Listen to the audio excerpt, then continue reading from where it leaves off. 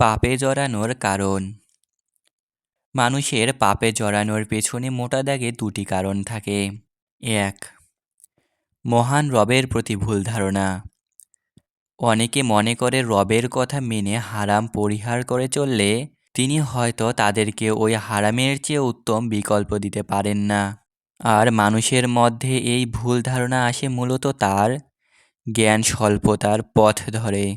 2, প্রবৃত্তির তাড়না। অনেকে আবার রবের প্রতি সুধারণা তো রাখেন ঠিক, তবে প্রবৃত্তির তাড়নায় নিজেকে সামলাতে পারেন না, ভাসিয়ে দেন পাপের সাগরে। আর এটা হয় ব্যক্তির প্রজ্ঞা ও আত্মসংযমের অভাবের কারণে। ইয়াহইয়া ইবনুল মুআজ বলেন, কেউ যখন মন থেকে কিছু চায়, আল্লাহ তাকে হতাশ করেন না, চাই সেটা হোক পাপ থেকে মুক্তি কিংবা বৈষয়িক কোনো বস্তু।